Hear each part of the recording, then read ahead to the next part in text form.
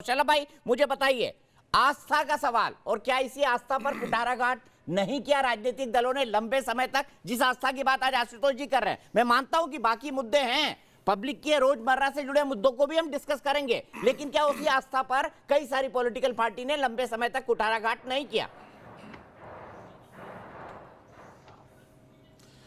नहीं दीपक जी, देखिए मैं तो सिर्फ इतना कहूँगा कि बाबरी के नाम पर वोट मांगा जा सकता है, मुसलमानों के नाम पर वोट मांगा जा सकता है, कार सेवकों को गोली चलवाई गई उसके नाम पर वोट मांगा जा सकता है, लेकिन राम का विषय अगर छेड़ देंगे तो हम सबसे बड़े गुनाहगार। देखिए मैं तो अपनी बात की शुरुआत यहाँ से करूँगा दीपक जी, कि मैं पूरी दुनिया भर के हिंदुओं को कोटि कोटि नमन करता हूँ, वंदन करता हूँ, उनका अभिनंदन करता हूँ कि कम से कम उनके प्रयासों से, उनकी एकता से, उनकी एकजुटता से आज बहुत सारे जो रामद्रोही थे, जिनको राम के नाम से नफरत थी, जिनको राम मंदिर के नाम से घृणा थी, वो अचानक राम भक्त हो चले हैं। आप देखिए कैसे कैसे लोग राम मंदिर की बात कर रहे हैं, कैसे कैसे लोग अयोध्या दर्शन की बात कर रहे हैं, कैसे कैसे लोग दिल्ली में एक रेप्लिका बना रहे हैं। तो ये ताकत है, ये राम भक्तों की ताकत है। और मुझे लगता है कि ये ताकत अगर बनी रही तो ये तमाम सारे लोग जिनको राम के नाम से घृणा थी, कृष्ण के नाम से घृणा है, उनको आप देखिएगा जल्दी ही मथुरा में कार सेवा करते नजर आएंगे। ये ताकत है, ये एकजुटता की ताकत है, ये जो एक हुए हैं सारे लोग अपने मुद्दों को लेकर, उसकी ताकत है। और नैरेटिव कुछ लोगों को लगता है कि साहब हमारे कमरे में बैठ के जो हमने सोचा बाहर वही तब तापमान है, बाहर अंदर बैठ के जितनी रोशनी नजर आई उतनी ही रोशनी है। तो ऐसे लोग बार बार उनके आकलन फेल होते हैं, बार बार उनके अनुमान फेल होते हैं। मैं तो सिर्फ इतना कहूँगा कि इस देश ने देखा है कि कैसे राम के नाम से लोगों ने नफरत की है, कैसे राम मंदिर के नाम पर लोगों ने नफरत की है। चाहे वो समाजवादी पार्टी हो, मैं कोई इतिहास में नहीं जाना चाहता, चाहे वो कांग्रेस पार्टी रही हो, क्या क्या नहीं किया। और ये सही है कि ठीक है, हमने राम का मंदिर, आज उत्तर प्रदेश की सरकार और भारत सरकार किसके अंतर्गत काम कर रही है, अंतर्गत काम कर रही है, और राम मंदिर बन रहा है। लेकिन इसके बावजूद हम काम के नाम पर जाएंगे वोट मांगने। लेकिन राम हमारी आस्था का प्रतीक है, राम हमारी राजनीतिक किसी महत्वाकांक्षा का प्रतीक नहीं है। लेकिन इस देश के लोग समझदार हैं, इस देश के लोग इस बात को जानते हैं कि कौन राम के नाम पे आज नाटक कर रहा है और किसने राम के लिए काम किया है। ये उलाहना उन्होंने आपको दी है अनुराग भाई, उनकी उलाहना आप पर है कि कौन राम के नाम पर नाटक कर रहा है और कौन मंदिर बनवा रहा है, क्योंकि लोग तो जानते हैं ना योगी और मोदी मंदिर बनवा रहे हैं। आपको नहीं लगता ये एक इंपैक्ट डालेगा उत्तर प्रदेश विधानसभा चुनाव में? आपने एक सवाल पूछा था, क्या प्रभु राम की कृपा होगी बीजेपी पे? प्रभु राम की कृपा बीजेपी पे कैसे हो सकती है, मैं आपसे ही पूछ रहा हूँ। जिला पंचायत के अभी चुनाव हुए थे अयोध्या में, सारे जिला पंचायत सदस्य भारतीय जनता पार्टी हार गई थी, प्रभु राम ने हरा दिया था। पता है क्यों प्रभु राम ने हराया? क्योंकि प्रभु राम के बच्चे महंगाई से आत्महत्या कर रहे हैं उत्तर प्रदेश के अंदर। प्रभु राम के बच्चे कोविड काल में तड़प तड़प के, ऑक्सीजन के बगैर तड़प तड़प के मरे हैं प्रभु राम के बच्चे। प्रभु राम की बच्चियों के साथ यहाँ पे चीरहरण हुआ। प्रभु राम की बच्चियों का अंतिम संस्कार पेट्रोल डाल के कर दिया गया, उस पर कोई कार्रवाई नहीं हुई। प्रभु राम के बच्चे यहाँ पे जहरीली शराब पीने से उनकी मौतें हो रही हैं, और सबसे ज्यादा अयोध्या में।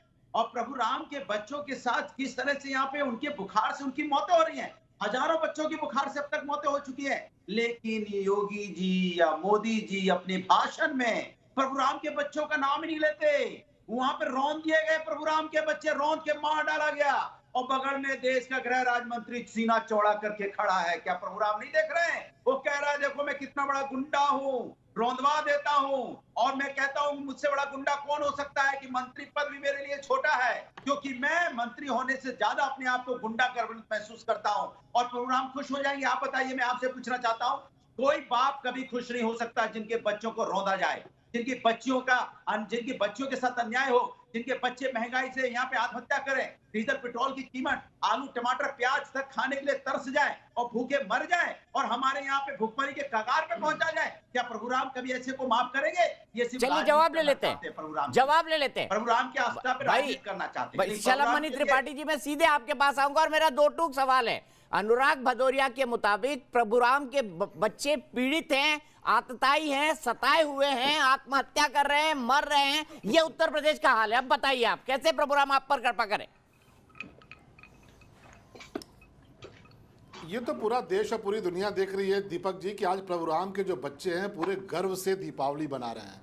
ये वही अयोध्या है ना, ये वही प्रभु राम का घर है। जिन प्रभु राम के नाम पर दीपावली पूरी दुनिया मनाती है। दीपक जी मैं आपसे पूछना चाहता हूँ कि 2017 के पहले बीच में टोकियो, अच्छा अनुराग भाई आपकी बात उन्होंने सुनी ना, मैं आपको नहीं, बिल्कुल नहीं, मौका नहीं, दूंगा। नहीं, आपको पता है हमारे पास जो बहुत रोने वक्त है, जो रौंदे बहुत गए, वक्त है बात करने का। शलभ भाई बोलिए। गृह मंत्री के बेटे पे 302 का आरोप रौंदा जा रहे हैं, वहां पे वो कहाँ के लोग थे? और यहाँ कोविड काल में नहीं, आप पहले शांत करें तब मैं बोलूंगा। वो कहाँ से आए दीपक थे? जी, इस तरह बात अच्छा अच्छा, अनुराग भाई प्लीज, लगातार रनिंग कमेंट्री नहीं, आपकी यही प्रॉब्लम है, आप रुकते ही नहीं है। आप उनका सम्मान, फिर मुझे आपका ऑडियो डाउन करना पड़ेगा। अनुराग भाई प्लीज मत करिए ऐसा, मैं रिक्वेस्ट कर रहा हूं आपसे। बात बोलने नहीं दोगे आप?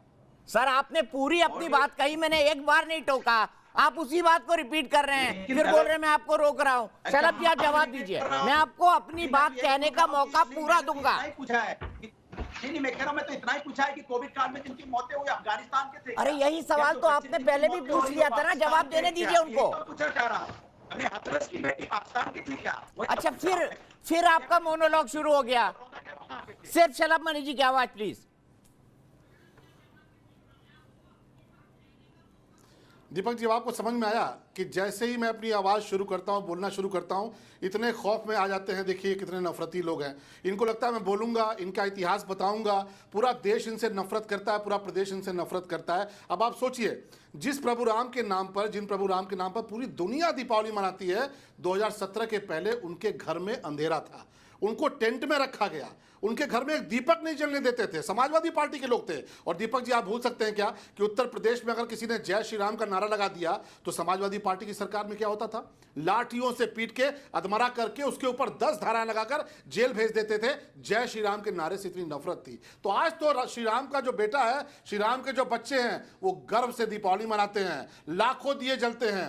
अयोध्या की दिवाली पूरी दुनिया देखती है और शर्म से वो लोग गड़ जाते हैं जिनके पास कोई मुद्दे नहीं है, जिन्होंने राम की खिलाफत की, जिन्होंने राम के खिलाफ नफरत बोई, जिन्होंने राम भक्तों पर गोलियां चलवाई, जिन्होंने राम भक्तों को जेल भिजवाया, जिन्होंने राम भक्तों के साथ नफरत की और जिन्होंने कोर्ट के अंदर खड़े होकर कहा कि राम का तो कोई वजूद नहीं है, राम तो बिल्कुल काल्पनिक चरित्र है, उनकी नजरों में आज आप देखिए शर्म नजर नहीं आती है, क्योंकि देश की जनता ने। अब मैं फिर कहता हूं, 10 सेकंड मुझे दीजिएगा कि मैं इस देश के और इस दुनिया के राम भक्तों को बार बार प्रणाम करता हूं, ऐसे लोगों की औकात बताने के लिए जो राम से चिढ़ते थे, राम भक्तों से चिढ़ते थे। मैं उनसे कहना चाहूंगा कि इसी तरह एकजुट रहना।